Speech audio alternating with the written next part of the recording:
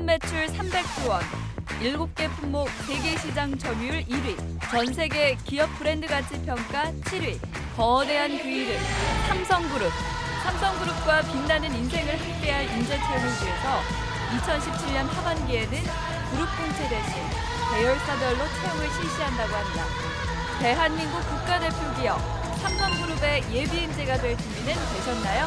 잡정보센터에서 준비한 하반기 공채 특집 여름날의 기적 시즌2 삼성그룹 편 지금 시작합니다.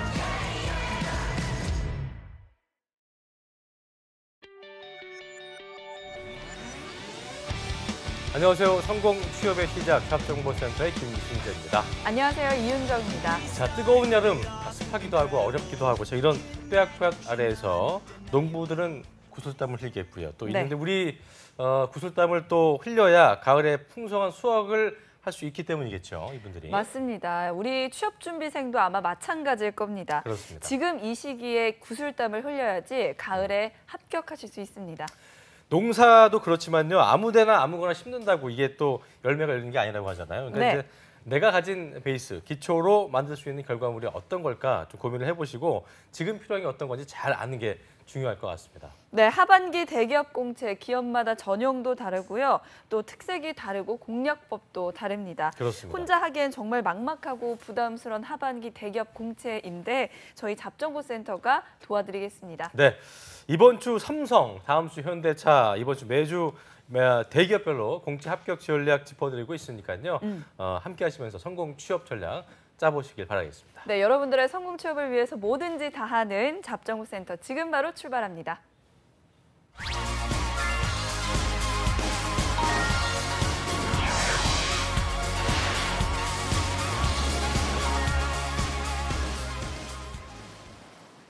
네, 잡정센터 여름날 특집, 여름날의 기적 시즌2 함께 하고 계십니다.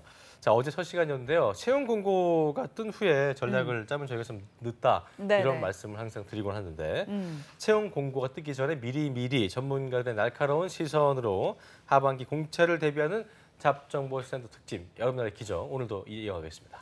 네, 이번 주는 사상 최초로 계열사별로 공채를 시작하는 삼성그룹 공채 전략을 짚어보고 있는데요. 삼성그룹 출신이자 이번 상반기에 100명이 넘는 취준생들을 삼성전자에 합격시킨 분이십니다. 위포트의 공기창 강사님 나오셨습니다. 어서 오십시오. 안녕하십니까. 자, 그 삼성전자 제조기잖아요. 네, 삼성그룹이라고 보시면 되죠. 그렇죠. 이번에도 많이 보낼 겁니까? 제 생각에는 상반기에 공채 규모가 많았어요. 그러니까 제가 잘 가르쳐서 뭐 보냈다가 아니라 이제 채용 규모가 커져서 제 학생 한 120명 정도 오프라인 학생들 보냈는데 제가 보기엔 하반기 때는 한 200명 정도 목표로 잡고 있거든요. 근데 그거는 그만큼 또 채용 규모가 늘어나서 그래요. 그래서 이번에 뭐 2분기 실적 여러분도 아마 신문 봤을 거고요. 지금 그룹 전체적으로 분위기가 안 좋아서 그렇지 정말로 반도체는 슈퍼 사이클을 이제 탔고 어마어마한 채용이 아마 이루어질 거예요. 그래서 절대 여러분들 구직자들은 호기를 좀 버리지 마셔야 될 겁니다. 알겠습니다. 네, 삼성은 서류 합격률이 높기 때문에 정말 많은 취준생들이 문을 두드리는 기업입니다. 하지만 원서만 놓고 그 다음을 생각하지 못하는 취준생들이 굉장히 많을 텐데요. 이 부분은 이나영 캐스터가 짚어드린다고 합니다. 함께 보시죠. 네, 매년 취준생들이 가장 많이 서류 지원하는 기업, 바로 삼성그룹 빼놓을 수가 없겠죠. 하지만 이윤정 아나운서의 말대로 실제로 많은 학생들이 서류만 준비를 하다가 그 다음 전형을 준비하지 않아서 낭패를 보는 경우가 굉장히 많습니다.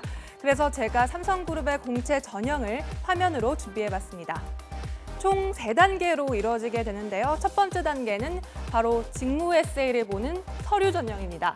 그리고 이 서류 전형을 통과하게 되면 삼성의 직무 적성 검사 시험인 GSAT를 보게 되는데요.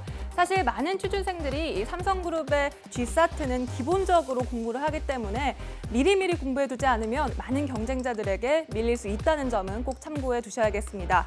그 외에도 소프트웨어 직구는 코딩 시험, 그리고 디자인 직구는 포트폴리오 심사로 대체한다는 점은 참고해 두시기 바랍니다. 이렇게 인적성 시험 GSAT를 통과하게 되면 다음 관문인 원데이 면접이 기다리고 있습니다. 이 원데이 면접은 인성검사, PT 면접, 그리고 창의성 면접과 임원 면접까지 한꺼번에 보게 되는 면접입니다. 이렇게 이 모든 면접을 보고 나면 이제 건강검진 후에 최종 합격이 이뤄지게 되는데요. 사실 정말 어떻게 보면 간단한 채용 프로세스라고 볼 수가 있습니다. 하지만 워낙 경쟁자들이 많기 때문에 작은 점수 차이로도 불합격과 합격이 갈릴 수 있습니다. 그래서 잠시 후 스튜디오에서는 어떻게 하면 삼성그룹 전형 최종 합격할 수 있을지 그 비결을 알아보도록 하겠습니다.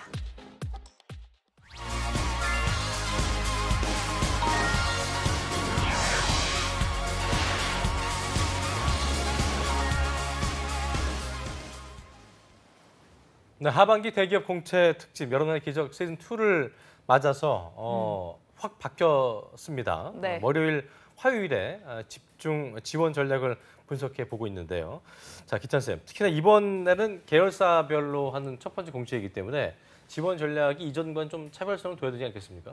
그 구직자들 입장에서 별로 바뀔 건 없거든요. 그러니까 상반기 지금 공채 규모가 정확하게는 공개가 안 됐는데 약 한 3,000이 넘는 수준이고요. 네. 전자공채가 2,700명이었거든요. 그러니까 하반기 때는 통상 한 4,000 정도를 뽑아왔고 그러면 거기에 상당수가 또 삼성전자가 될 거예요. 그래서 저는 그냥 제 사견으로는 삼성공채가 아니라 삼성전자공채일 것이다. 그렇게 생각하고 특수계열사를 내가 꼭 가야 할까? 뭐 이런 고민들도 여러분들 좀 해보셔야 될 것 같습니다. 알겠습니다. 네, 자 그렇다면 본격적으로 이제 지원 전략을 살펴볼 텐데요.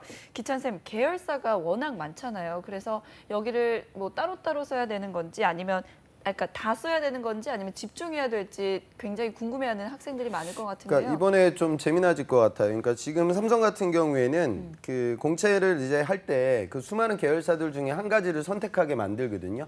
그러면 통상 판은 어떻게 흘러가냐면 경영학도들 중에 아주 클래스가 높은 친구들, 그러니까 명문대학교 경영학과 나와서 4년 동안 열심히 공부했던 친구들의 목표는 A매치, 그러니까 수출입은행, 산업은행 이런 데예요. 근데 여기만 도전할 수 없으니까 이 친구들이 삼성을 써요.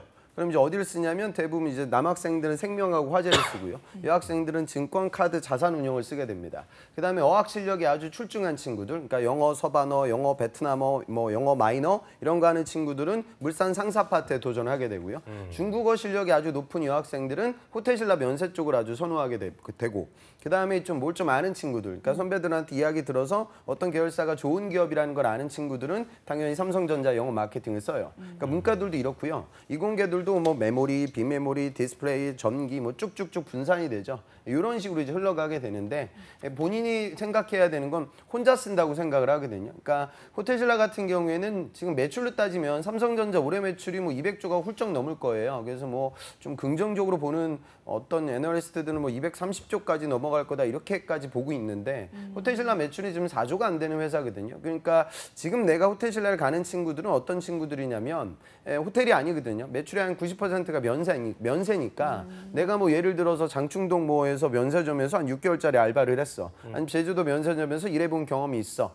대부분의 고객들이 유커들인데 중고가까지 내가 완벽해. 그럼 이제 호텔신라 한번 써봐야 되는데 학생들은 그런 고민들을 잘 안 해요. 그러니까 면세는 뭐 신라가 깔끔하지 뭐 이렇게 쓰거든요. 그럼 이제 많이들 탈락하게 될 가능성이 있으니까 과연 내가 객관적으로 이 계열사하고 내가 좀 직접적 관계가 있을 것이냐 이런 걸 좀 생각해봐야 될 겁니다. 그래 본인이 그 쇼핑하면서 소비자적 관점으로 접근하면 안 될 것 같은 생각이 들어요, 그죠? 그러니까 이제 이미지죠. 그러니까 문과 여대생들은 내가 호텔신라 안 쓰라는 건 아닌데 나는 뭐 반도체 이런 건 들어본 적도 없고 나 휴대폰 이런 거 잘 별로 몰라. 그런데 이제 평소 하는 거 쇼핑이니까 이제 호텔신라를 쓰거든요. 근데 호텔신라가 안 좋다는 게 아니라 삼성이라는 그룹 전체로 봤을 때 호텔신라가 차지하는 비중이 아주 경미하니까 그런 내 초이스가 이루어져야 될까? 요거는 좀 고민을 해봐야 되죠. 그렇습니다.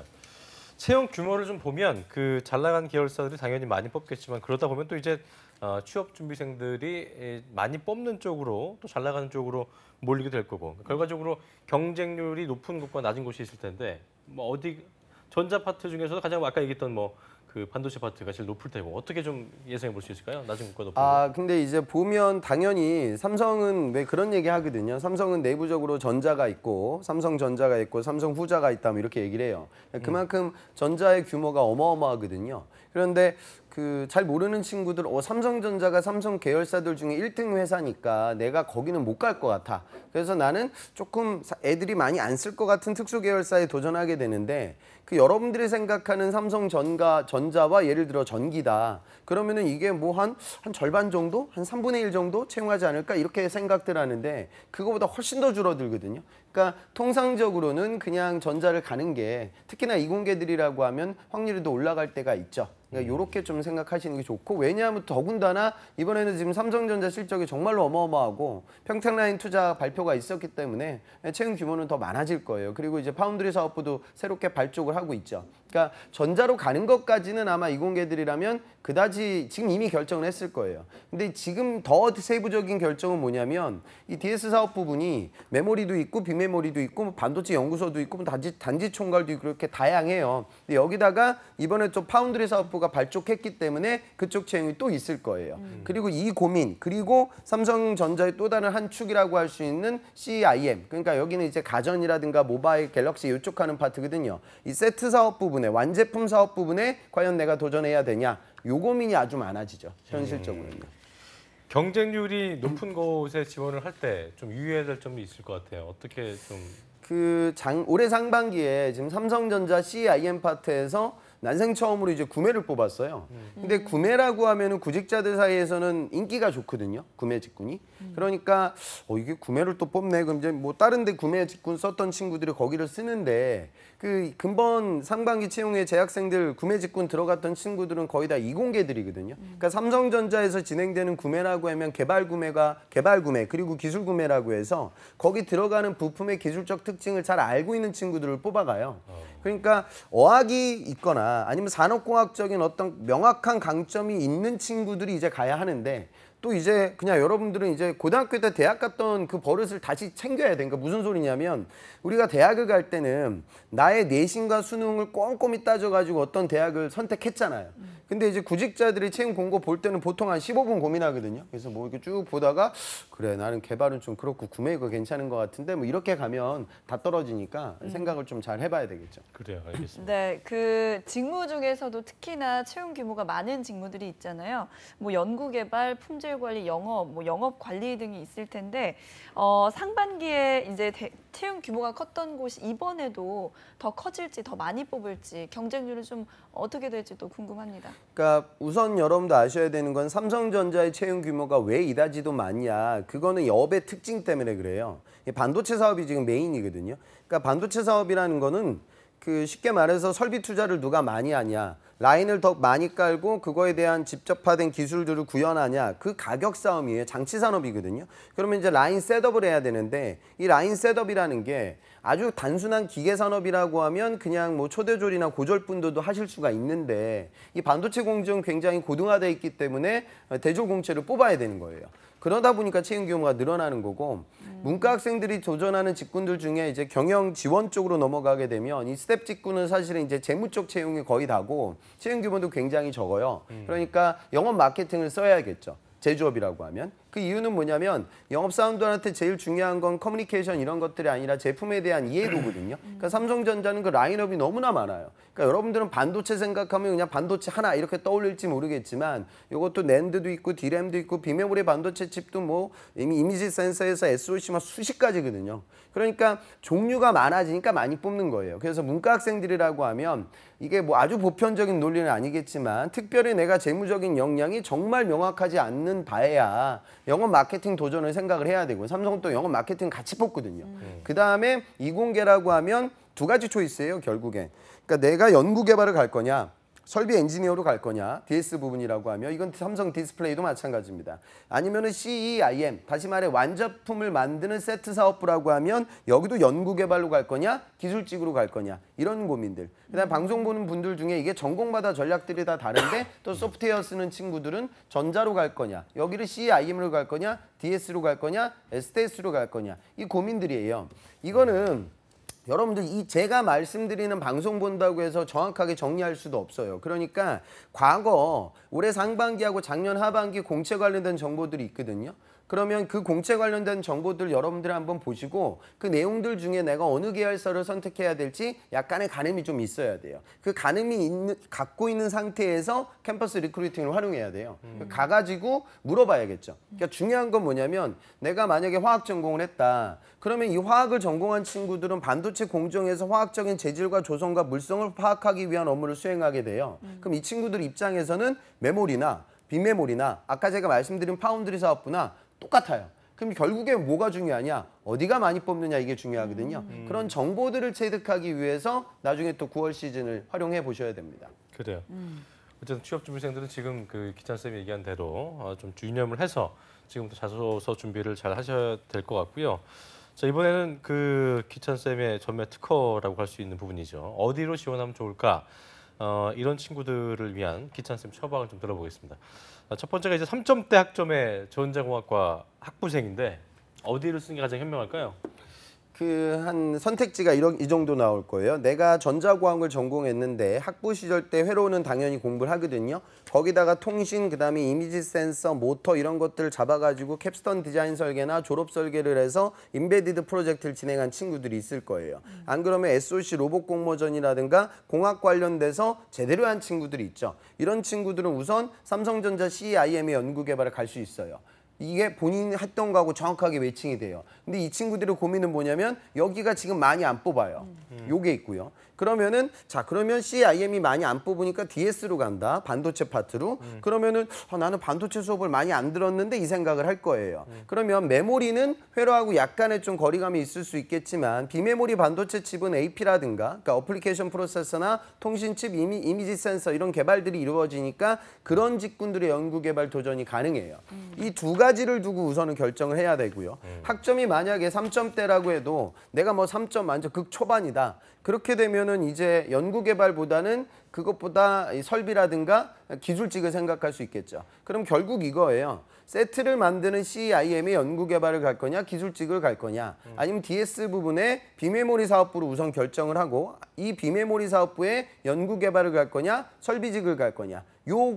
좀 나눔이죠. 그러면 내 공학 프로젝트가 정말 아까 제가 말씀드린 완제품 파트하고 명확하게 연결이 되고 그 수상 이력이라든가 경력이 화려하다라고 하면 정석대로 CIM을 가는 거고 그게 좀 빈약하다. 왜냐하면 또 석사 친구들도 있으니까 학부생이라고 하면 DS 부분을 생각하라고 조금은 저는 더 추천을 드리는 편이고 그러면 아까 말씀드린 연구개발과 설비 요 부분에 대한 구획점은 여러분들의 학점 그리고 현실적인 지사 경쟁력도 조금은 생각을 해봐야겠죠. 왜냐하면 상위권 대학을 졸업했던 친구들은 설비직을 잘 안 쓰거든요. 연구개발을 쓰게 돼요. 그러면 지사 시험에서 내가 어떤 친구들과 경쟁을 해야 되냐. 스카이 친구들과 함께 지사 시험을 볼 거냐. 안 그러면 지방대 학생들과 지사 시험을 볼 거냐. 아주 이런 현실적인 고민들 각기 다르기 때문에 여러분들이 좀 가늠을 해보셔야 되겠죠. 그래요. 네, 그렇다면 학부생이 아니라 대학원생이라면 어떨까요? 아까 얘기한 대로 CIM 연구개발. 그 석사 아니 꼭 그렇진 않죠. 그러니까 석사들은 연구 주제예요. 그러니까 내가 재료라든가 전자재료라든가 화학 전공인데 화학을 했는데 아니면 밑에 물리 전공했던 친구들 중에 랩에서 이제 반도체라든가 기업 과제 같은 걸 진행했던 친구들은 당연히 DS로 가는 거고요. 그다음에 내가 이제 회로라든가 그다음에 펌웨어 쪽으로 담당했던 친구들은 당연히 CIM에 도전을 하죠. 근데 그런 친구들도 있어요. 우리가 왜 그 삼성 도전을 좀 했던 친구들은 알 텐데 이 설비직이라는 건 뭘 하는 거냐면 반도체 라인이 깔릴 때 그 팔 때 우리 제조 공정이라고 얘기하는데 그 공정단에 굉장히 많은 그 설비들이 셋업이 돼요. 이 장비를 관리하는 업무예요. 그러니까 이 설비라고 하는데 이 설비는 근데 규모가 어마어마하거든요. 여기는 석사 학생들은 도전을 잘 안 하죠. 근데 제 학생들 보면 석사 랩 생활할 때, 연구실 생활할 때 이런 그 연구실에 있는 장비들을 많이 셋업하고 분석하고 튜닝했던 친구들은 또 이쪽으로 가는 친구들도 있어요. 그러니까 석사 친구들은 본인의 과제의 성격과 내용들을 좀 꼼꼼히 살펴봐야 되죠. 그런데 이제 제일 고민은 뭐냐면 이런 걸 거예요. 재료를 했던 친구들의 연구 주제가 교수님 과제들을 보면 반도체만 있는 게 아니고 디스플레이라든가 배터리 쪽으로 이제 했던 친구들이 있어. 아니면 태양광도 있고요. 그러니까 이게 전자 재료라는 범주 내에 포함은 돼요. 그런데 야 DS가 이거 많이 뽑는데 내가 이제 사실 한 거는 이거 태양광인데 이거 어떡하지? 그럼 나 배터리인데 그럼 이제 SDI 써야 되나? 원래는 SDI 쓰는 게 맞는데 여기 많이 안 뽑는데 이게 고민이거든요. 그 부분에 대해서는 좀 각자 프로젝트의 어떤 난이도라든가 논문의 성취도를 보고 의사결정을 내려야 되겠죠. 네. 바이오 쪽 전공은 어디 쪽이 좋아요? 그러니까 삼성이 우리 사회에 크게 기여를 하고 있죠. 그러니까 지금 바이오로직스, 에피스 뭐 이런 지금 규모가 어마어마해요. 그러니까 지금 전 세계에서 가장 많이 판매되는 의약품이 그 류마티스 관절염에 쓰이는 의약품인데 요 의약품이 1년에 한 18조 정도 팔리거든요. 18조예요. 그러니까 이런 것들의 특허권이 2020년까지 많이 만료가 되죠. 그럼 만료되는 그 의약품에 대해서 지금 바이오로직스와 에피스가 투자를 하고 있고 이제 임상 단계를 거치면서 사업화되고 있어요. 그러다 보니까 예를 들어 제 대학생들 보면 의학전문대학원, 치전원 이런 거 하다가 이제 인생 폐인된 친구들이 삼성 로직스와 에피스에 또 많이 가죠. 저는 삼성이 우리 사회에 기여하는 부분이라고 생각을 하고요. 의사가 못 돼서. 그렇죠. 예전에는 통과하지 이제 못하고. 제약 취업이 쉽지 않으니까 못 갔는데 또 삼성은 또 서류를 많이 붙여주고 그러니까 그 친구들은 당연히 바이오 시밀러 파트에 도전을 많이 해야 되겠죠. 네. 네, 그렇다면 화공 전공자는 어떻습니까? 많이 쓰이는 전공이잖아요.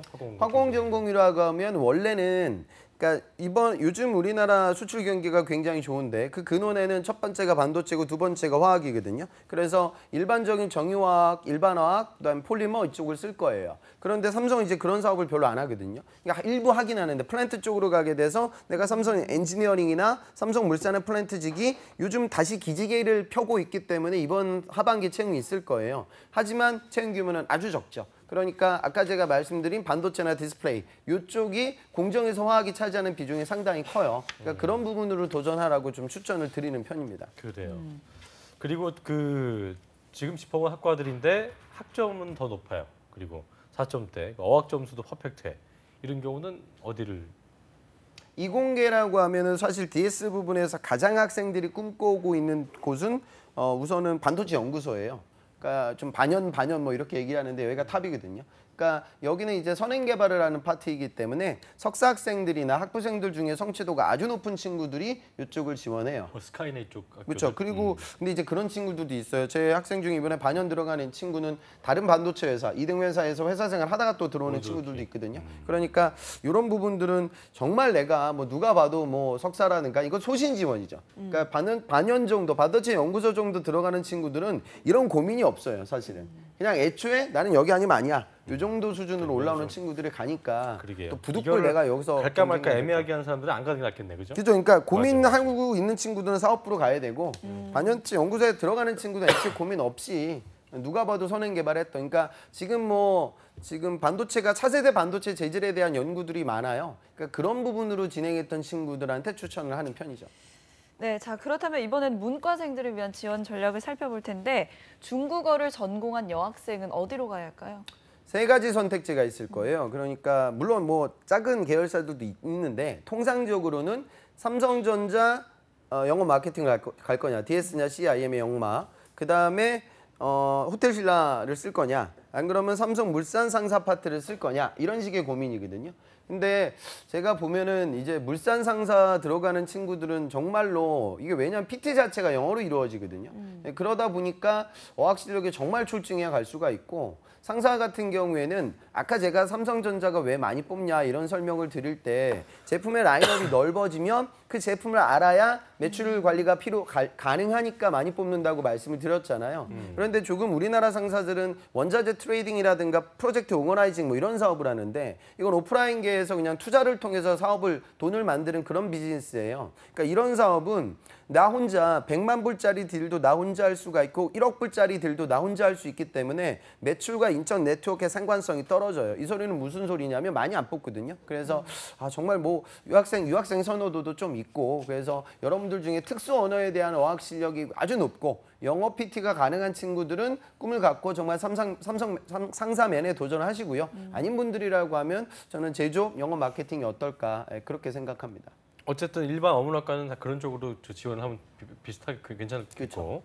경제학과나 상경계들, 경영학과 출신들 참 가기가 애매한 과기도 한데요. 이 어디로 지원을 해야 될까요? 괜찮아요. 그러니까 지금 금융 계열사가 삼성이 탄탄하거든요. 그러니까 물론 뭐 삼성전자만큼 실적이 좋진 않지만 생명, 화재, 카드, 자산운용, 증권 뭐 이렇게 많아요. 그래서 이 계열사들 중에 아마 선택이 이루어지겠죠. 그러니까 저는 걱정이 이번에 이제 복수 지원이 가능해지니까 생명하고 화재를 만약에 복수 지원을 오픈시키게 되면 삼성생명 쓰는 친구들이 삼성화재 다 쓸 거예요. 그래서 아마 지금 내부적으로 이 교통 정리를 어떻게 해야 될까 선배들의 고민도 좀 많아질 것 같긴 해요. 그래서 금융권을 생각할 수가 있죠. 그 다음에 또 한 가지는 제조업체에서 뽑는 경영지원 파트의 재무직군을 볼 수 있어요. 근데 여러분들 아셔야 되는 건 뭐냐면 앞서 얘기했던 이 금융권은 사실은 영업 채용이 대다수예요. 그러니까 제일 금융권이야말로 사실 B2C적인 영업의 성향이 가장 강한 포지션이거든요. 그러니까 여러분들 중에 이런 거시경제, 그 다음에 실물경제, 그리고 금융시장, 금융상품에 대한 이해도를 갖고 있으면서 내가 개인적인 영업적 자질, 그러니까 아르바이트 경험이나 대면 소통 경험이 많은 친구들은 이 금융권을 생각을 하고요.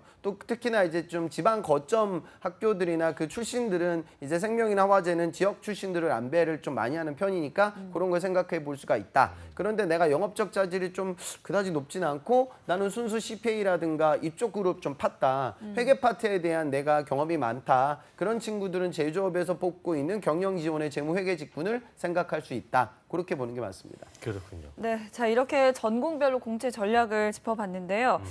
전형별로 간단하게 이제 준비 전략을 한번 짚어보겠습니다. 직무 에세이가 상반기에는 좀 항목이 바뀔 줄 알았는데 안 바뀌었잖아요. 그래서 이번 하반기에는 또 자소서 항목이 좀 바뀔 가능성이 있을까요? 저는 뭐 바뀔 거라고 확신해요. 그러니까 왜냐하면 계열사들마다 독자 채용이 이루어지게 되면 당연히 바뀔 가능성이 있고 예전에 그 삼성의 자소서 항목이 아주 어려웠던 시대가 있었어요. 그때 항목이 여러분 이런 거 나왔었거든요. DS 부분인데 영업 마케팅이고요. 아직도 HDD, 하드디스크 드라이브를 많이 쓰는 유저들이 있다. 그 고객들을 낸드 시장으로 끌어들일 수 있는 IMC 전략 짜봐라. 뭐 이게 자소서 항목이었어요. 그러니까 아마 이런 식의 좀 특화되어 있는 그 사업부하고 직접적으로 연동되는 항목들이 나올 거고요. 여러분들 아마 좀 힘들게 만들 가능성이 있죠. 그러니까 이거는 미리 써놓을 수는 없거든요. 그래서 어차피 이번에 바뀌는 내용들을 보고 도전하셔야 되니까 평상시 뭐 그 산업에 대한 관심도 정도는 좀 가졌으면 좋겠고요. 근데 삼성은 아마 이공계들은 방송 보는 분들은 아실 거예요. 그 학점 높으면 어느 정도 되면 이제 서류는 붙어요. 그러니까 저는 다른 자소서라면 모르겠지만 오해는 하지 마시고 저는 이공계들은 좀 학점이 높은 친구들은 대충 쓰라고 해요.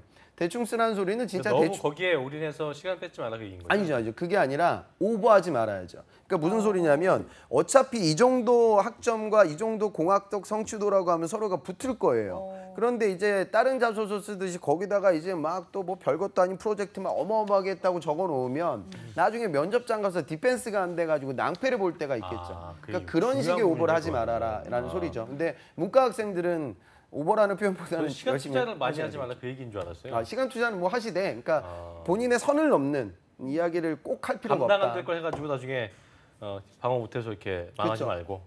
이게 뭐 서로가 잘 안 붙는 기업이라고 하면 뭐 제가 약간의 좀 뭐라고 해야지 튜닝이라고 할까요? 본인을 좀 과대포장하기도 하죠 구직자들이. 그리고 실제로 이제 이렇게 오버해갖고 나중에 낭패 본 케이스가 있어요? 그렇죠. 재학생 거기다가 뭐 이제 하지도 않은 프로젝트 잔뜩 적어놨고 본인은 그냥 우리 시쳇말로 묻어가기만 했는데 면접장 가면 이제 내용 확인 질문을 해서 여러분들 했던 프로젝트들을 물어보거든요. 그래서 거기서 이제 태클이 걸려가지고 지사시험 열심히 공부한 게 물거품이 됐죠. 지사 붙었는데. 그렇죠. 면접장까지 갔는데. 안타깝군요. 알겠습니다. 어쨌든 이게 보니까 그 직무 역량에 포커스를 맞추는 건 뭐 이게 계열사고 경차가 바뀌었다도 뭐 달라지는 건 아닐 텐데 자기소개서에서 여전히 직무 역량에 대한 비중은 높다고 봐야겠죠? 특히나 이공계 쪽은 뭐 더 그럴 거고요. 그렇죠. 그러니까 원래는 그러니까 직무 역량의 비중이 자소서 분량으로 보면 오히려 다른 기업들 대비 적었죠. 그러니까 1번 항목이 뭐냐면 왜 삼성이 지원하냐. 그리고 입사 포부가 700자고요. 그다음에 성장 과정이 1,500자고요. 그다음에 사회적 이슈사항을 적고 그거에 대한 본인 의견 피력하라가 1000자였거든요. 그러니까 지금 보면 직무 역량을 적을 공간이 좀 오히려 삼성은 좀 적어요. 근데 이번에 아마 좀 이렇게 개편이 되면 직무 역량을 적을 수 있는 공간의 비중이 좀 커지지 않을까라는 생각은 저는 듭니다. 자 그리고 사회적 네. 이슈도 궁금해요, 그렇죠? 예. 사회적 이슈도 삼성공채의 큰 특징 중에 하나였는데요. 좀 어떤 것들을 위주로 살펴보면 좋을까요? 우선 너무 예민한 건 쓰면 안 되겠죠. 그래서 뭐 지금 뭐 원전 이슈라든가 뭐 좀 뭐 저기 자립형 사립고 뭐 폐지라든가 뭐 이런 것들은 정치적인 색깔하고 좀 연결이 되니까 면접장 가서 여러분들 압박 들어오면 디펜스하기가 어려울 거예요. 그리고 제발 그 1차원적인 얘기 좀 적지 마세요. 뭐 4차 산업혁명이다, AI다, 무슨 뭐 빅데이터다 이런 거 적으면 재미 하나도 없어요. 그러니까 제 학생 중에 잘 썼던 친구는 뭘 썼냐면 얘는 토빈세 이슈를 적었죠. 토빈세는 요즘 핫한 이슈가 아니에요. 그러니까 토빈세는 뭐냐면 먹튀 논란이라고 해서 그 론스타 사건처럼 해외 헤지펀드 같은 외국 자본들이 국내에 들어와서 부동산 투자라든가 주식 투자를 하고 가는데 거기다 세금을 안 걷고 도망간다. 그래서 여기다 세금을 물려야 된다. 이게 토빈세예요. 근데 이 친구는 어딜 썼냐면 물산 상사를 썼던 아이거든요. 그러니까 아까 제가 말씀드린 프로젝트 오거나이징처럼 해외 국가들의 그런 오프라인 투자 활동들이 이루어지죠. 그러니까 직무와 연결성이 있잖아요. 그리고 흔하게 많이 나올 만한 내용은 아니고. 그러니까 여러분들은 항상 이렇게 좀 2차원적으로 생각을 하세요. 그러니까 이렇게 생각하면 돼요. 그러니까 뭐 쓰지? 고민하고 여러분들이 이제 설칭을 해요. 그런데 야, 내 친구 저기 철수는 이런 거 쓰겠는데 걔는 이제 그건 쓰면 안 되는 거예요. 그러니까 다른 관점에서 이슈들을 좀 적었으면 하는 바람이죠. 그래 알겠습니다. 굳이 뭐 하나 좀 뭐 꼽아주자면 어떤 게 있을까요? 최근에 뭐. 그러니까 뭐 이런 거예요. 뭐 예를 들어 지금 전 세계적으로 기상이변이 굉장히 심해요. 기상이변이라는 이슈를 만약에 적는다 하면 어떤 계열사를 쓰는 친구가 써야 될까요? 삼성 화재한테 적합하겠죠. 그러니까 여기는 리스크 관리니까요. 손보니까요. 그러니까 이런 식의 느낌이죠. 그러니까 그래요. 좀 두 번 한 요게 파급 그러니까 이렇게 생각해요. 이게 당장 연동된다기보다 이게 2차적인 파급을 통해서 이 계열사하고 연결되는 요 정도 또 팁, 그 정도는 좀 생각하시면 좋을 것 같습니다. 그래 알겠습니다. 네.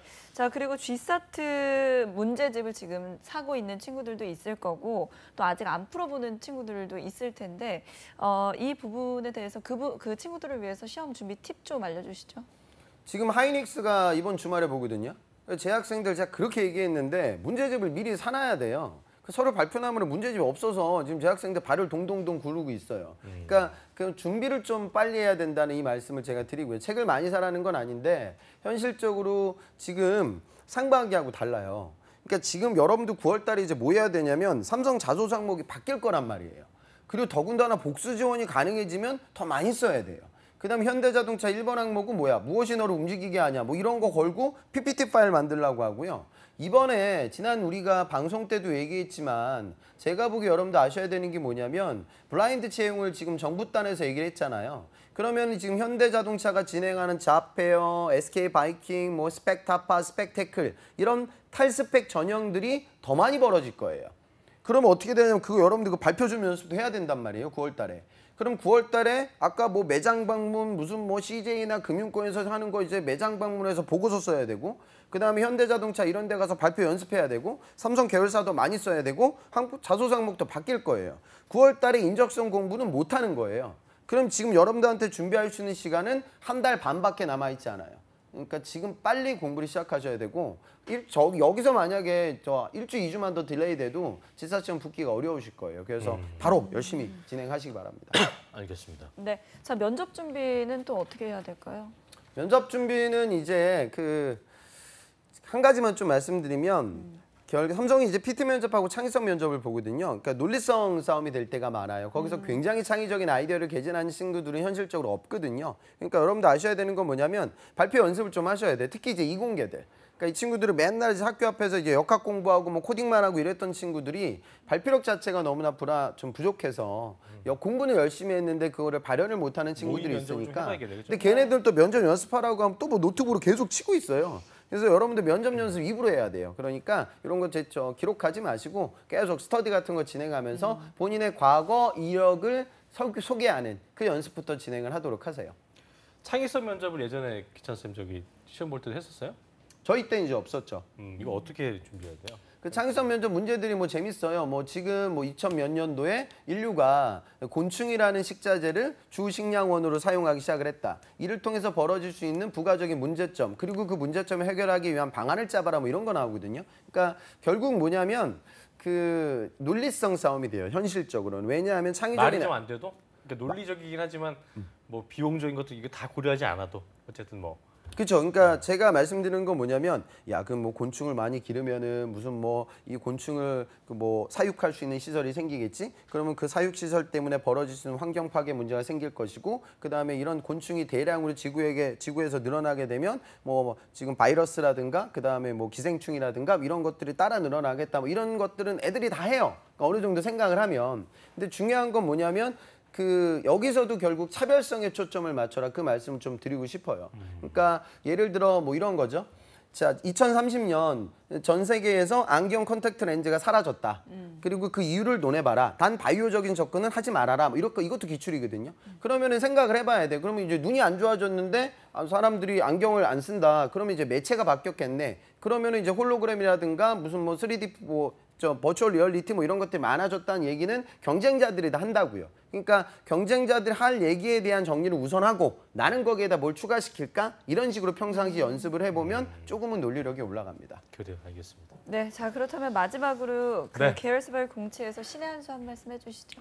우선 삼성전자가 되게 많이 뽑을 거예요. 우리가 IT 기업 중에서 우리가 팽이라고 얘기하는 그러니까 그 페이스북, 아마존, 그다음에 넷플릭스, 그리고 구글 이 4개 회사 전 세계를 이끌어 나가는 IT 그룹의 4개 회사의 2분기 영업이익이 13조가 조금 넘고요. 삼성전자 이번 2분기 이익이 이거보다 더 많아요. 14조 정도 되거든요. 그러니까 이런 기업이 작금의 삼성전자예요. 그러니까 그 어마어마한 기회에 어마어마한 채용 규모가 여러분들을 기다리고 있으니까 좀 긴장하시고 들뜬 마음으로 기쁜 마음으로 대비 열심히 하시기 바랍니다. 네, 잡정보센터 1부에서 준비한 소식은 여기까지입니다. 잠시 후 2부에서는요.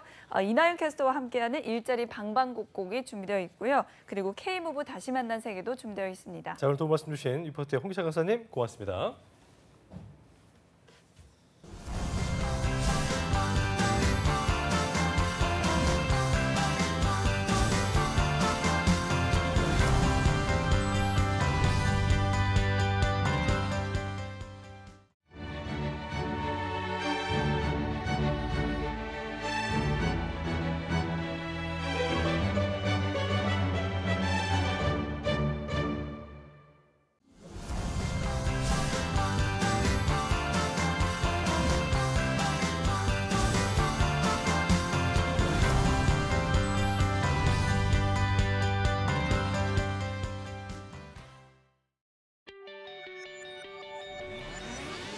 네, 잡정보센터 2부의 문을 활짝 열었습니다. 2부에서는요, 한국을 넘어 전 세계에서 맹활약을 하고 있는 청년들을 위해 준비한 시간이죠.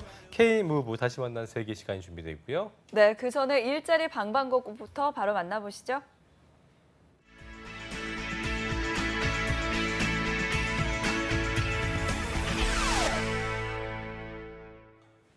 우리 동네 과연 오늘은 어떤 일자리가 올라와 있는지 매일매일 전국 각지의 생생한 채용 정보를 알려드리는 일자리 방방곡곡. 오늘은 부산부터 가보도록 하겠습니다. 이윤아 주무관님 안녕하세요. 안녕하세요. 부산 고용복지 플러스센터 이윤아입니다. 네, 오늘은 어떤 일자리 소식 가져오셨나요? 네, 오늘 소개해드릴 부산 지역 구인 기업은 경비 인력 파견 업체인 주식회사 시티원입니다. 채용 분야는 해운대 쇼핑몰 세이브존에서 근무할 전기 안전 기사 1명을 모집하고 있습니다. 지원 자격은 관련 경력 3년 이상으로 산업안전기사 또는 전기기사 자격증을 보유하고 있으신 분의 지원을 희망하고 있습니다. 격일제 근무로 급여는 월 255만 원입니다. 지원을 희망하시는 분은 전화 문의 후 이력서를 지참하여 방문하여 주시기 바랍니다. 네, 지원을 원하시는 분들은 격일 근무라는 점 참고하셔서 지원해 주시기 바랍니다. 바로 다음 소식도 알려주시죠. 네, 다음으로 소개해드릴 기업은 김해시 진례면 소재의 자동차 및 트레일러 제조업체인 주식회사 파워텍 코리아입니다. 자동차 부품, 기술 개발, 총괄 업무를 담당할 직원을 모집하며 지원 자격은 관련 경력 2년 이상인 분을 희망하고 있습니다. 인근에 거주하면서 차량을 소지하고 운전 가능하신 분을 우대하며 복리후생으로 통근버스 운행, 기숙사 제공, 차량 유지비 등을 지원하고 있습니다. 주 5일 근무의 급여는 연봉 3,500만 원입니다. 채용 즉시 마감 예정이므로 워크넷을 참고하여 빠른 시일 내에 지원하시기 바랍니다. 네, 괜찮은 급여 조건과 다양한 복리 후생이 눈에 띄는데요. 지원자 여러분들의 많은 관심 부탁드리겠습니다. 주무관님, 오늘 소식 감사합니다. 고맙습니다. 네, 이번에는 전주로 가보겠습니다. 이호순 주무관님 연결돼 있습니다. 안녕하세요. 안녕하세요. 전주 고용복지 플러스센터 이유순입니다. 네, 오늘은 어떤 일자리 소식 가져오셨나요? 이번 주 소개해드릴 전북 지역 업체는 주식회사 EM테크입니다. 자동차 부품 제조업체로서 전북 완주군 봉동읍에 위치하고 있으며 회계 격리 업무를 담당할 격리 사무원 1명을 채용합니다.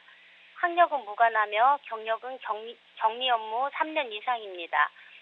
더 좋은 회계 프로그램 사용이 가능하셔야 하며 인근 거주자, 차량 소지자, 청년층을 우대한다고 합니다. 근무 시간은 월요일부터 금요일은 오전 8시 30분부터 오후 6시이며 토요일은 오전 8시 30분부터 12시까지로 격주 토요일 휴무입니다.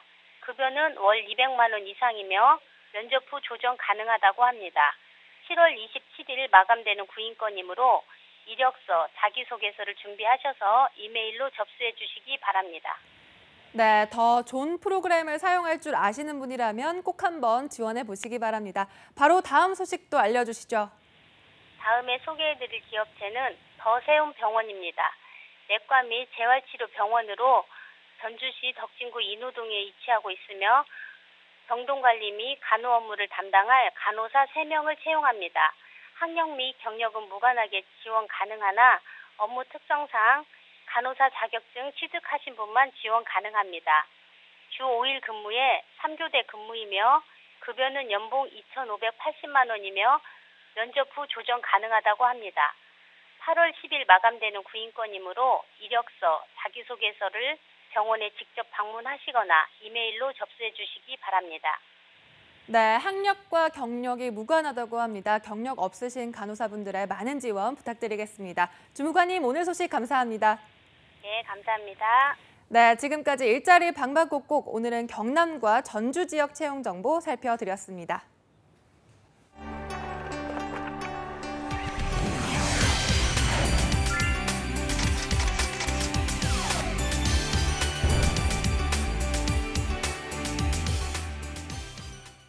네, 국경 없는 열정, 전 세계 취업문을 활짝 열고 있는 청년들을 위해 마련한 시간이죠. 세계로 가는 취업, K무브 다시 만난 세계 시간입니다. 네, 해외 취업은 이분과 함께라면 어렵지 않습니다. 네. 글로벌 잡센터의 박창규 대표님과 함께합니다. 어서 오십시오. 어서 오십시오. 네, 안녕하십니까. 오랜만입니다. 아닙니다. 아닙니까? 네, 저는 예. 일주일에 이틀씩은 옵니다. 그렇습니까? 저는 오랜만에 본 것 같죠, 왜? 예. 네. 자, 요즘 자, 그리고 청계천부터 여의도 공원까지 아주 뭐 바쁘게 여기 더운 곳을 누비고 있는 분이죠. 2부의 취업 요정 진이 한유진 캐스터 자리했습니다. 어서 오십시오. 어서 오십시오. 안녕하세요. 네, 열대야 전문 캐스터 한유진입니다. 열대야 전문 전문 캐스터. 캐스터. 그래요. 덥죠, 네. 요즘요? 네, 요즘 너무 더워가지고 예. 밤에 나가서 시민분들이 이렇게 밤더위를 즐기는 거를 많이 체험하고 왔습니다. 참 TV 보면서 고생한다 싶더라고요. 네, 한유진 자, 캐스터만큼이나 또 대표님도 워낙 바쁘게 다니셔서 뭐 어딜 가든 뵐 수 있는 것 같은데 뭐 직업방송 직원인 줄 알겠어요. 요즘 그 소리 많이 듣고 있습니다. 예. 네, 어디 그 TV를 틀면 제가 틀면 나와요. 네, 틀면 나오신다 그래서 수돗물 같아서 틀면 나와서. 열심히 요즘 하겠습니다. 또 저기 뭐 유정석 대표님하고 뭐 저 하나 하고 계신다면서요? 네, 뭐 지난 방송에도 한번 안내해드렸는데 좀 우리 청년들 좀 부족한 청년들도 성공 취업할 수 있도록 뭐 꼭 해외가 아니더라도 국내가 아니더라도 성공 취업할 수 있도록 2마리 토끼를 한 번에 잡을 수 있도록 준비하고 있습니다. 그래요. 네. 자, 그리고 오늘도 멋있는 한 청년이 제 옆에 지금 앉아 있습니다. 그랬네요. 자, 바로 만나보도록 하겠습니다. 안녕하세요. 반갑습니다. 안녕하세요. 간단한 자기소개 부탁드립니다.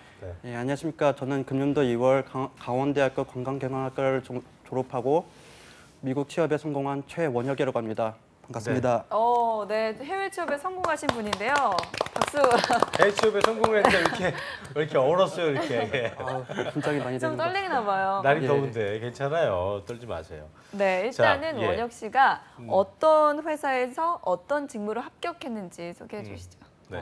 지난 방송에 출연한 저도 지난 방송에 출연한 최창호 씨처럼 미국 보스턴에 있는 BSW 뷰티라는 기업에 마케팅 직무로 합격하게 되었습니다. 최창호 씨하고 아는 분이에요? 둘이? 아니요, 잘은 모르는 사이. 같은 학교인데도? 오. 그 친구는 한림대학교고? 예, 강원대학교요? 저는 강원대학교 그렇군요. 졸업했습니다. 그래요. 역시 그 BSW 기업이라는 게 이게 한국 청년들을 많이 채용한다 싶은 생각이 네. 드는데 그 대표님, 그러니까 지난 방송에서는 회사 소개는 해주셨는데 오늘 최원혁 씨가 저희 방송에 출연한 이유가 따로 있다고 하는 것 같은데 이전에 그렇죠. 최창호 씨랑 어떤 다른 점이 있는 겁니까? 창호 같은 경우는 지난 방송 보신 분도 아시겠지만 창호는 주전공이 이제 사회 사회학이었고 부전공이 광고 홍보였어요.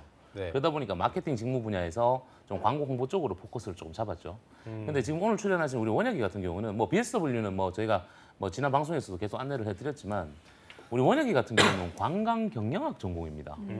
당연히 하스피탈리티 인더스트리로 미래 직업군과 진로 방향성을 설계해야 되는데 좀 커리어 분석이라든지 영양 진단을 통해서 제가 조금 방향성을 틀었던 그런 케이스입니다. 네. 네, 그렇다면 이렇게 1대1 멘토링으로 미래 직업군까지 찾는 게 왜 중요한 거죠? 지금 이제 제가 어제도 뭐 제가 그 숭실대학교에서 강의를 또 했었는데 우리 청년들 지금 첫 발 들었어요. 이제 사회에 진출하기 위해서 발을 들었는데 어느 곳을 놓느냐가 제일 중요한 포인트입니다. 예, 그래서 내가 직업군을 선택을 할 때 물론 뭐 삼성에 가고 현대 가면 얼마나 좋겠습니다만은 좋은 기업에 갔지만은 내 satisfy 만족도가 떨어질 수 있는 경우가 아주 많습니다. 그래서 네. 우리 청년들이 사회에 첫 진출을 할 때 되도록이면 내가 좋아하는 일, 내가 흥미로워하는 일, 그리고 특히나 우리 지금 글로벌 시대의 흐름을 조금 잡아서 조금 직업군을 선택하는 게 맞지 않을까. 우리 원혁이 같은 경우 역시나 자기가 잘할 수 있는 일을 찾다 보니 이제 하스피탈리티 인더스트리, 즉 관광 경영학으로 이 아니라 다른 방향성을 제가 설계를 했던 것이죠. 네. 그렇군요. 최원혁 군이 관광 경영학을 그 전공해서 어떻게 하스피탈리티로 진로 방향성을 잡았는지 궁금해지는데 그렇다면은 최원혁 군의 스펙을 저희가 살펴봐야 될 텐데 한유진 캐스터가 준비를 했다고 합니다. 함께 좀 보시죠. 네, 최원혁 씨의 스펙상 살펴보겠습니다. 최원혁 씨는 강원대학교 관광경영학과를 올해 2월에 졸업을 했고요. 현재 나이는 30살입니다. 이어서 대외 활동 및 아르바이트도 살펴보겠습니다. 총 4가지인데요. 먼저 첫 번째로 여의도 켄싱턴 호텔 서비스 매너 교육을 수료했습니다. 그리고 강원도 관광상품기획 공모전에 참여했고요. 세 번째로는 강원도 내 관광 선호도 통계조사에 참여했습니다. 마지막으로 호주 인턴십을 4개월 정도 경험했습니다. 네, 자 이렇게 원혁 씨의 스펙을 한번 살펴봤는데요. 지금 많이 떨리죠? 예, 많이 긴장됩니다. 방송이 처음이어서. 예, 항상 모니터로만 이제 방송으로만 접하다가 네. 막상 이제 제가 카메라 앞에 괜찮아요. 있으니까 네, 괜찮아요. 긴장이 많이 그냥 됩니다. 많은 분들이 편안하게. 보지 않을 수 있으니까 괜찮아요. 네. 예. 이게 떨지 않아도 됩니다. 네, 자, 이게 어쨌든, 보니까 네. 그 스펙을 들어봤더니만 썩 뭐 이렇게 뛰어난 스펙 같지는 않은데 이번에 졸업하셔갖고 나이도 꽤 되세요. 30세시잖아요. 네. 졸업이 좀 늦은 것 같아요. 이유가 있었어요? 예, 저는 과거 학창 시절 그 학기 도중에 네. 그 편입 시험과 같은 그 대학 입시에 많이 도전했었는데요. 아, 그 이전에 학교가 있어요. 어디였어요? 저는 경동대학교라는 경동대학교였다가. 예, 다녔다가 이제 편입을 한 경우인데요. 장기간 동안 좀 시행착오도 많이 겪게 되면서 네. 그 좀 많은 수험 생활을 겪다 보니까 좀 졸업이 많이 늦어졌습니다. 네, 그랬군요. 네. 그리고 죄는 아니에요. 이게 부끄러워하지 않아도 돼요. 아, 굉장히 부끄럽습니다. 손을 막 좀 사시하는 것이 하고 계신데 많이 떨지 떨리나 않으셔도 봐요. 됩니다. 아시죠? 예, 자, 캄다운 하시고. 네. 자, 대표님 이게 보니까 국내 취업에서는 나이도 걸림돌이 될 수 있잖아요. 근데 해외 취업은 이런 게 또 문제가 안 되나 봐요. 그죠? 문제가 많습니다. 네, 문제가 많은 경우에. 오늘 제가 계속 반대로 얘기하시네요. 아, 참. 아니 네. 그 이제 뭐 어제도 제가 뭐 작정하고 나오셨어요, 오늘? 아니 어제도 한 청년을 만났는데 나이가 32살이에요. 근데 공백 기간이 너무 많아요. 32살이요? 네, 나이보다는 공백 기간이 중요한 공백 거죠. 기간이 맞아, 많아요. 맞아. 네, 나이가 중요한 게 아니라 우리 원혁이 같은 경우도 나이는 뭐 그렇게 중요하지 않습니다만 이 중간중간에 편입 준비를 한다라든지 뭐 입시 준비하면서 이 공백 기간이 걸쳐져 있는데 해외 같은 경우는요. 특징이 보면 우리 중학교 한 2학년 정도 되죠. 그러니까 한 8학년 정도 되면 이 방학 기간이나 이럴 때 계속 이렇게 인턴이나 이런 걸 많이 해요. 예, 이 미국 문화, 특히나 미국이나 캐나다고는 그렇습니다. 근데 우리 면접을 보거나 뭐 고용주 면접은 그렇게 중요하지 않습니다. 근데 대사관이라든지 이민국에서 면접 볼 때 한국에서 뭐 졸업유예를 했다라든지 편입 준비를 하면서 공백 기간에 대해서 분명히 질문이 나와요. 그때 내가 뭘 했는지. 그때 이제 답변을 이제 제대로 못하면 비자에서 리젝이 될 수 있는 가능성들이 아주 높습니다. 예, 그래서 뭐 고용주 인터뷰 합격했다고 좋아할 일은 아니고요. 이제 앞으로 그런 부분들을 좀 필업을 시킬 수 있는 이제 어학적인 부분도 조금 보강을 해야 될 거라고 봅니다. 그리고 또 네. 이제 뭐 그 회사에서 편입 같은 부분을 그 문화를 잘 모를 거 아니에요. 그렇죠. 졸업유예 자체를 왜 이해를 이해를 못하죠. 했냐고 할 수 있기 때문에. 그렇죠. 또 어쨌든 그런 거에 그 대한 준비. 공백 기간에 대한 자신만의 확실한 근거가 그렇죠. 좀 그래요. 있어야 네, 될 것 네, 같습니다. 그렇습니다. 자, 그렇다면 원혁 씨 그 전공에 맞춰서 호텔 그쪽으로 관광 쪽으로 진로를 설정한 건가요? 예, 질문 주셨다시피 저도 당연히 그렇게 설계하는 줄 알고 호텔이나 여행사 같은 관광산업 분야로 진로 방향성을 잡고 이제 인턴이나 자격증 공모전에 참여하면서 준비를 해왔었는데요. 근데 막상 제가 직접 뛰어들어서 경험해 보니까 서비스 직무가 저와 적성이 많이 맞지 않다는 걸 깨달았고. 본인이 이렇게 친절하지 않아요? 예, 아무래도 안 맞는 것 같다는 큰 이유가 있을 것 같은데 어떤 직접 경험해 보니까 서비스 마인드가 아직 많이 부족했던 것 같습니다. 그래요? 그렇구나. 그렇군요. 그래서 대표님 만났고 예, 진로 방향성을 좀 바꾸게 된 거군요. 예, 대표님과 직접 만나게 되면서. 그랬군요. 이게 그렇다면은 어떻게 처음에 내가 볼 때 적극적인 타입은 아닌 것 같은데 해외 취업도 그 해외에 가서 일을 해야 되기 때문에 예. 이게 준비하는 것도 그렇고 결정하는 게 쉽지 않았을 것 같은데 예, 예. 어떤 그 계기가 관심 갖게 된 계기가 있을 것 같은데. 제가 해외 취업에 본격적으로 관심을 갖게 된 거는 아무래도 호주에서 인턴십 4개월 동안 겪었던 경험이 가장 영향력이 가장 인턴십을 했구나. 예. 그래서 이번 해에 대학을 졸업하게 되면서 해외 취업에 본격적으로 준비해봐야 되겠다고 마음 먹었었고요. 그러면서 이제 해외 취업에 대한 정보를 많이 모색하게 되면서 유튜브 영상을 통해서 자초포센터 방송을 접하게 되었습니다. 저희도 봤군요. 예, 그래서 대표님께 직접 연락을 전화드려서 글로벌 자스프에 대표님께 직접 전화를 드려갖고 이제 대표님과 함께 멘토링하면서 그래요. 예. 되게 이 손짓과 말투가 굉장히 귀엽습니다. 이게 외국인 스타일, 아메리칸 스타일이네요. 제스처가 아주 좋습니다. 이렇게라도 해야 좀 긴장이 많이 풀릴 것 같아가지고. 그래요. 알겠습니다. 아니 어쨌든 정말 이렇게 적극적으로 대표님 찾아서 이제 조언을 받은 건데 그렇다면 이렇게 호텔이나 관광 경영학과 전공자들이 보통 진로 선택을 어떻게 하나요? 다 그쪽으로 가지 않아요? 네. 보통. 자 보세요. 이게 특성화고등학교, 마이스터고등학교, 전문대학교, 그리고 4년제 대학교, 그리고 대학원까지 하스피탈리티 인더스트리에 전공을 가지신 분들이 진로 방향성 설계하는 거 제가 오늘 정확하게 알려드릴게요. 하스피탈리티 인더스트리라면 일단 직무 고민하지 마세요. 진로부터 그림부터 그립니다. 1번 공기업 잡습니다. 공기업. 공기업은 한국관광공사라든지 한국공항공사, 인천국제공항공사, 한국문화재공사 뭐 이런 곳도 있죠, 그죠? 이런 쪽에 이제 방향성을 설계할 수 있고요. 이제 두 번째로 갖고 가실 수 있는 게 바로 항공사입니다. 항공사 같은 경우는 객실 승무원과 지상직 승무원 두 가지로 나뉘고요. 국내 항공사와 외항사로 나뉠 수가 있습니다. 뭐 객실 승무원은 플라이 어텐던스라 그래서 여러분 잘 알고 계시겠지만 지상직 같은 경우는 CRS 팀이라든지 시큐리티, 보안 검색대, 카고, 물류 쪽으로도 빠질 수가 있는데요. 제일 중요한 건 뭐 대한항공이나 아시아나 항공사의 지상직, 우리 그 공항에 가면 티켓팅 할 때 쭉 보면요. 맨 끝에 계시는 분들 계세요. 그분들은 CRS 팀이 아니에요. 예약 발권하시는 분들이 아니라 항공사의 정직원들입니다. 그래서 이런 어떤 방향성을 설계를 하실 수가 있고요. 네. 세 번째가 이제 호텔 리조트와 같은 뭐 크루즈와 같은 이런 산업 분야로 잡으실 수가 있고 네 번째가 바로 마이스 인더스트리입니다. PCO와 PEO와 같은 이제 직업군으로 만들 수가 있고요. 그 다음에 트래블 에이전시 그리고 마지막이 외식 산업 분야로 여러분들 진로 설계를 하실 수가 있습니다. 꼭 그래요. 잊지 마시고 방향성 잡아보시기 바랍니다. 저희가 만나보니까 그 서비스 쪽은 맞지 않을 수도 있겠다는 생각이 들긴 합니다만 대표팀도 그런 생각 하셨겠고 그래서 마케팅 직무로 진로 방향성을 바꿔주신 건데 이 도전도 쉽지는 않았을 것 같아요. 쉽지 않죠. 어떤 합격의 네. 결과를 얻게 된 그 과정을 간단히 좀 소개해 주시죠. 여러분 보세요. 그 사람들이 모두 다 가지고 있는 게 이제 이미지라는 게 있잖아요, 그죠?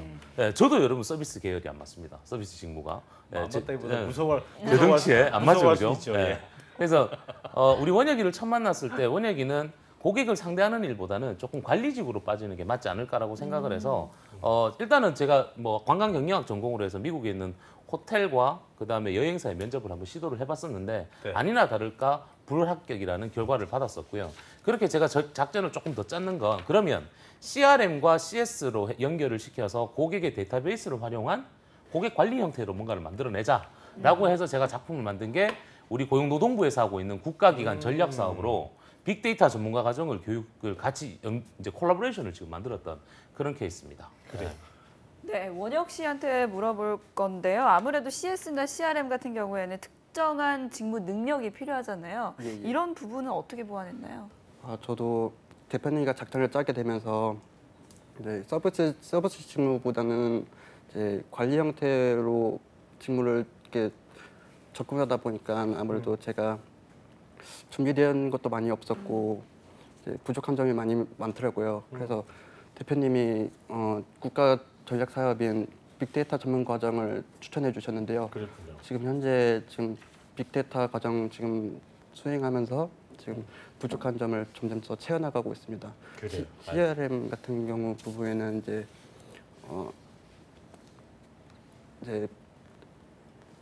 ERP도 그렇고 예, CRM도 그렇고. ERP나 CRM을 같이 병행하면서 어쨌든 그 과정을 통해서 많이 좀 습득을 했다는 잘 맞다고 생각이 들어요. 좀 많이 보완해 그래요. 있습니다. 알겠습니다. 네. 자, 원혁 씨처럼 그 직무 능력을 쌓고 싶으신 분들이 꽤 많이 있을 텐데요. 시간이 많지 않아서 우리 한유진 캐스터가 국비 지원 교육 과정에 대해서 소개를 해주시겠습니다. 네, 들어볼까요?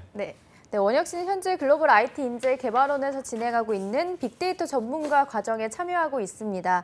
이 교육은 고용노동부에서 진행하는 국가기관 전략산업 직종 훈련으로 정부가 구직자에게 개인의 비용 부담 없이 직업훈련을 받을 수 있는 기회를 제공하고 기업에서 필요로 하고 있는 전문 기술 인력으로 양성을 해서 인재 채용까지 지원하고 있는 교육 사업을 말합니다. 그리고 직무 능력을 쌓는 것은 물론 교육비 지원 혜택도 지원하고 있는데요. 오는 8월 3일에는 글로벌 IT 인재 개발원 전략산업 직종 훈련으로 데이터베이스용 SW 구직자 과정이 개강한다고 하니까요. 직무 능력 쌓고 싶으신 분들이라면 꼭 도전해 보시면 좋을 것 같습니다. 자세한 사항은 글로벌 IT 인재 개발원 사이트에서 참고하시면 좋을 것 같습니다. 네. 네, 자 대표님께서 마지막으로 해외 취업을 준비하는 분들에게 한 말씀 해주시죠. 네, 뭐 해외 취업이든 우리 청년들이 어떠한 일을 시작을 할 때요 많이 두려워하십니다. 예, 많이 두렵고 겁도 나고요. 예, 그리고 오늘 출연하신 우리 원혁 군 같은 경우도 제가 어머님하고 같이 찾아오셔서 한 3-4번 정도를 제가 멘토링을 해드렸어요. 근데 제가 우리 원혁 군한테 좀 잔소리를 좀 했어요. 예, 부모님이 이 정도까지 키워주셨는데 부족하다고 생각하지 말고 지금까지 잘 해오고 있고 앞으로 방향성 설계를 제대로 하면 분명히 본인도 자신감 가질 수 있으니까 좀 똑바로 한번 해보자라고 그렇게 했는 거고요. 오늘 방송을 출연하면서 많이 긴장도 할 겁니다. 근데 이런 어떤 경험이 되겠죠. 그럼요. 이런 경험이 그럼요. 그렇죠. 본인이 살아가면서 자신감을 얻을 수가 있습니다. 그래서 여러분 두려워하지 마시고요. 해외를 가고 안 가고가 중요한 게 아니라 여러분 자신감 꼭 가지시고 성공 취업하시길 바랍니다. 네. 자, 최원혁 씨. 네. 이제 긴장 풀렸죠? 예, 이제 조금씩 끝날 시간이 됐습니다. 끝났는데 풀렸어요. 자, 그래요. 하여튼 뭐 미국 출국 잘하시고 늘 건강하시고 잘 되는 소식 또 추가로 듣겠습니다. 감사합니다. 고맙습니다. 네, 지금까지 예. 박창규 대표님과 최원혁 씨 그리고 한유진 캐스터와 함께했습니다. 세 분 고맙습니다. 감사합니다. 자, 오늘도 알차게 한 시간 보낸 것 같습니다. 내일도 하반기 공채 특집이죠. 여름날의 기적은 계속 이어집니다. 네, 올해 마지막 성과를 거둘 수 있는 하반기 공채 잡정보센터와 함께 준비하시길 바라겠습니다. 네. 저희는 내일 오전 10시에 웃는 얼굴로 다시 찾아오겠습니다. 시청해주신 여러분 고맙습니다. 고맙습니다.